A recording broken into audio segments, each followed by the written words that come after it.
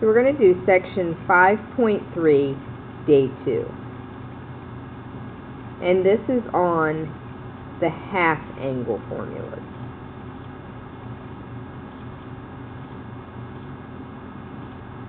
Now the half angle formulas for me are the trickiest formulas of all. So first let me show you where they are on the green sheet. So on the green sheet your half angle formulas are right here. And notice that again, tangent has several you could pick from. I can tell you that I would avoid that one. If I were going to use tangent, I'd pick one of these two. Okay? Alright, one thing I want to talk to you a little bit about is the basic formula. So underneath the formula you're going to have 1 and you're going to have a cosine of alpha. Okay? You're going to have some other symbol here, whether it's a plus or a minus, whatever. Okay?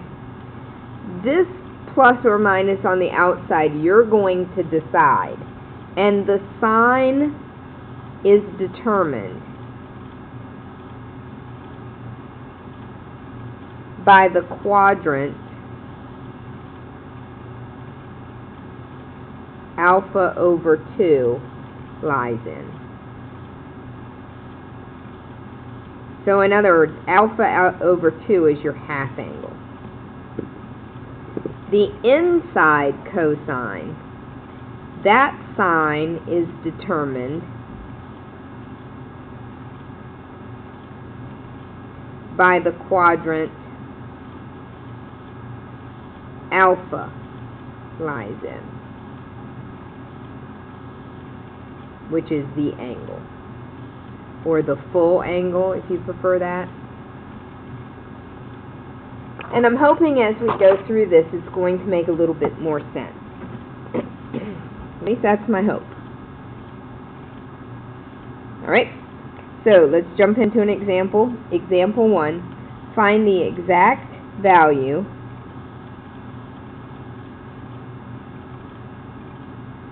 for each using the half angle formulas.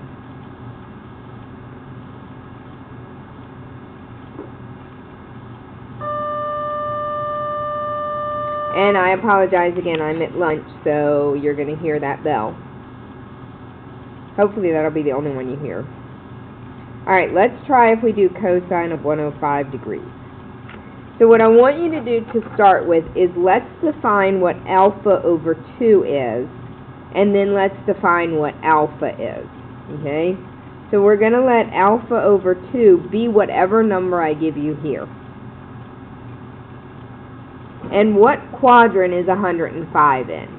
105 is in quadrant 2. Alright, therefore, what's alpha? So imagine you're solving this equation for alpha. How would you get rid of that 2? You'd multiply by 2.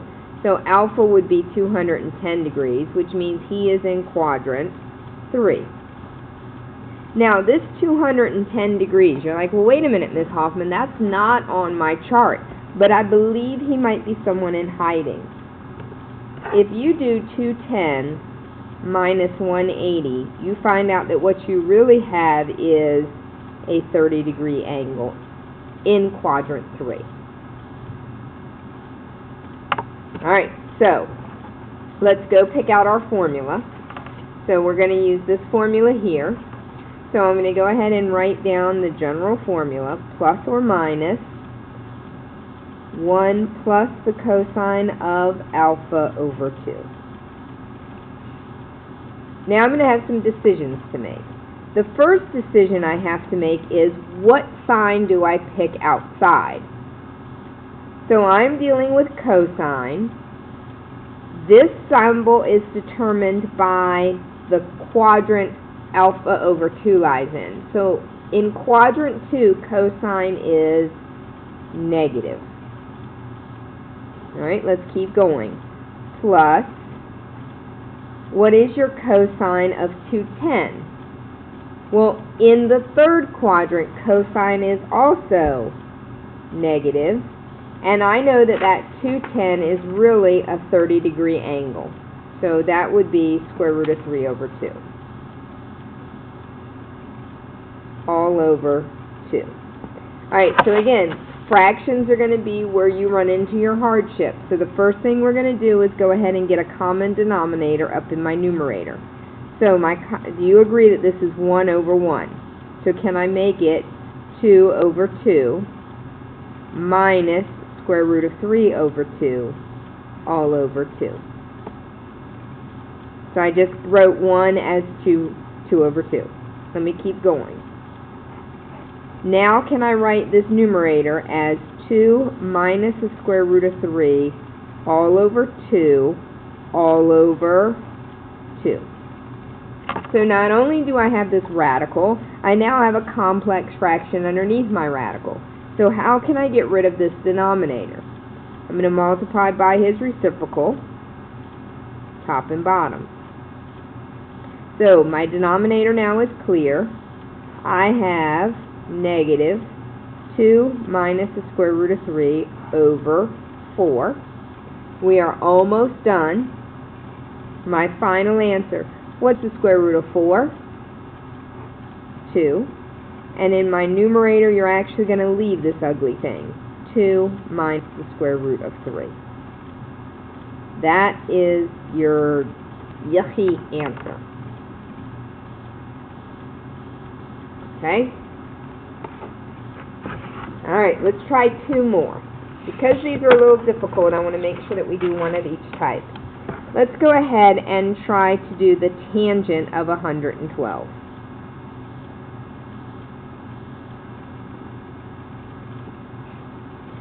So the first thing I want you to do is over to the side, find out what alpha over 2 is and what alpha is. So alpha over 2 is whatever you're given to start with. So alpha over 2 is 112.5. To find alpha, I'm going to multiply by 2, and I get 250. So now let's take a minute and determine what quadrants these are in. So 112.5 degrees is in quadrant 2, and 250 is in quadrant 3.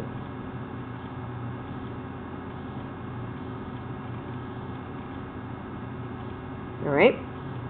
Now, for tangent, you have some choices.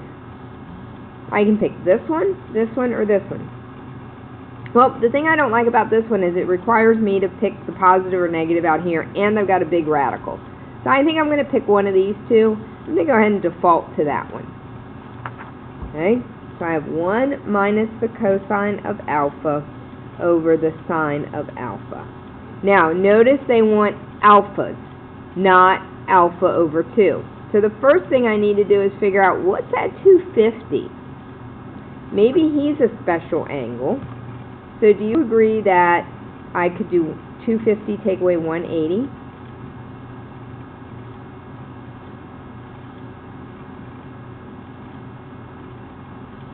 And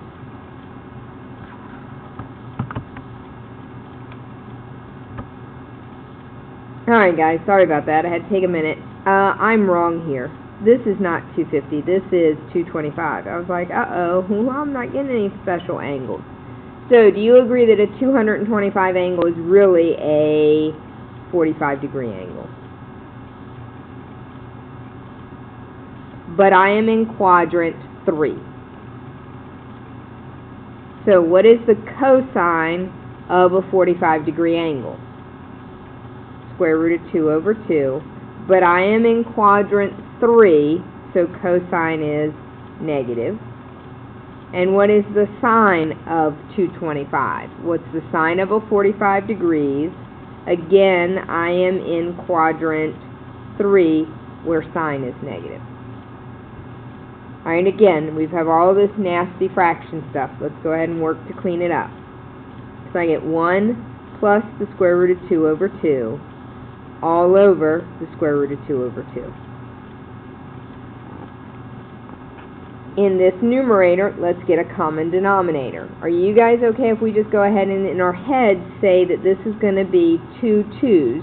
So I get 2 plus the square root of 2 over 2 all over square root of 2 over 2.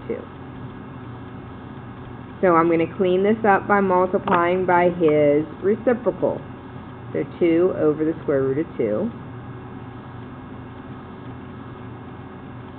And And let's stop for 1 second, because do you see, guys, that I dropped my negative right here? Let's make sure we don't drop our negatives.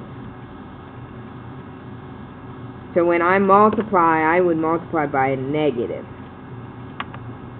Alright, so this is all cleaned up. Upstairs, do you agree that these 2's will cancel?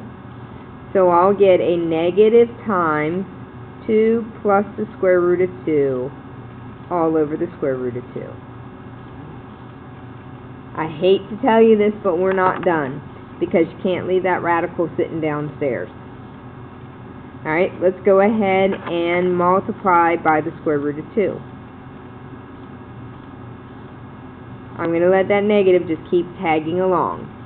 So I get 2 square roots of 2 plus square root of 2 times square root of 2 is 2 all over square root of 2 times square root of 2 is 2. Okay? Do you agree that I could factor out a 2? So I get negative 2 square root of 2 plus 1 over 2. Now these will cancel, and I get negative square root of 2 plus 1. Now I'm going to go ahead and take care of that negative. So my final answer is negative square root of 2 minus 1. Phew! Alright? So these guys, again, not pretty. Let's try one last one, and then we'll look at one more example.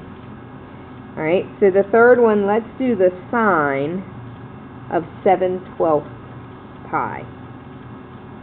7 pi over 12. Now you have a couple options when I give you radians. One thing you could do is go ahead and convert him straight to degrees. So you know what, that's really not a bad idea, because if not, I'm going to have to double this, and that might cause some issues. Not only that, you got to figure out what quadrant 7/12 is in, and that's not on our wagon wheels. So if you remember to change that, we're going to multiply by, what, 180 over pi. So grab your calculators and do 7 times 180 divided by 12. And I get 105 degrees. So alpha over 2 is 105, which makes alpha 210. And again, we've kind of realized now that 210 is that magical 30-degree angle in hiding. Check our quadrants. Our half angle is in quadrant 2. Our angle is in quadrant 3. Alright, go get your sine formula. So it's plus or minus the square root of 1 minus the cosine of alpha over 2. This sine is determined by the half angle. So my half angle is in quadrant 2, and in quadrant 2, sine is positive.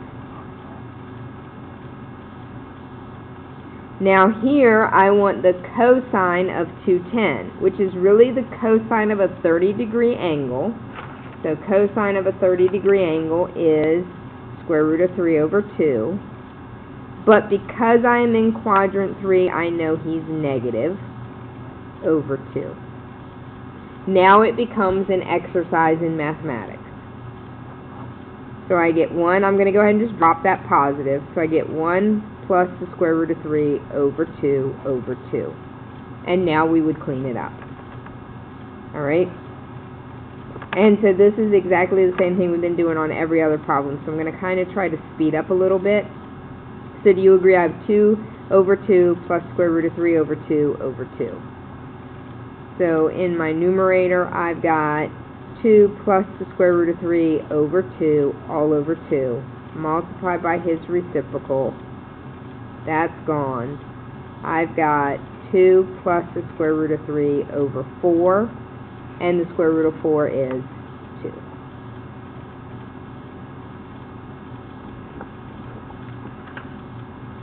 Alright? So the next thing I want to do is give you one similar to what we did yesterday. So example 2. given the secant of alpha is negative 13/5, and the angle lies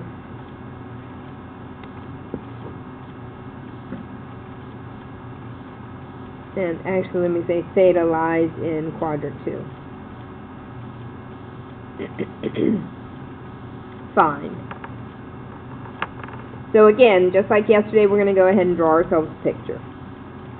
So I know theta is in quadrant 2. So I go left, right, up, down. There's my little triangle. There's theta. Now, secant is the reciprocal of cosine. So this is going to be h over a. So my hypotenuse is 13 and my adjacent is 5. Now how would I get this piece? I would do Pythagorean theorem. So 13 squared equals x squared plus 5 squared. So I get 169 equals x squared plus 25. So 144 equals x squared, so x is 12. Now before you do any more work, make sure you're happy with your signs. The 5 would be negative because I moved left. The 12 is positive, and of course the 13 is positive. So now I'm going to ask you to do the sine of alpha over 2. So I'm going to use my formula. My formula said plus or minus the square root of 1 minus the cosine of alpha over 2. This out here belongs to your half angle. Okay? So in this quadrant, it's going to be positive. Okay? Because remember, your angle lied here. Your half angle would really be back in quadrant 1. So that's going to be a positive because everything's positive. Alright, so it's 1 minus the cosine. Cosine is a over h. So negative 5 over 13 over 2. Let's clean it up a little bit. I get 1 plus 5/13 over 2. Do you agree that now I can write 1 as 13/13 plus 5/13 all over 2? Before I can multiply with that reciprocal, I have to go ahead and clean him up. So I have 18/13 over 2. Now I may finally multiply by the reciprocal, 1/2, 1/2. So this goes away totally, and I have the square root of. I'm hoping at this point you guys are okay to do what you did way back in elementary school to say 2 would go into 18 9 times, so I'm left with 9 over 13. We're almost done, so this is going to be 3 over the square root of 13, right? Square root of 9 is 3. I can't leave the square root of 13 in my denominator, so my final answer is 3 square roots of 13 over 13. Phew! Okay, again, not pleasant problems. Alright, I will see if I can walk you through let's do a tangent. Let's do a tangent of alpha over 2. So, again, you have your choice of your tangent formulas. I'm going to go ahead and run with, again, 1 minus the cosine of alpha over the sine of alpha.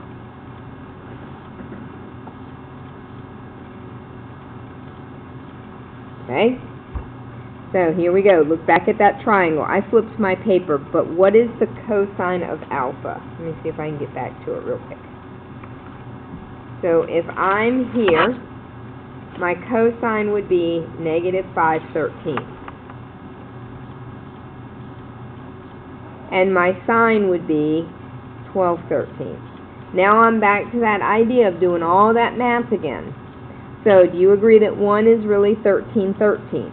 So I can write that as 13/13 plus 5/13 over 12/13.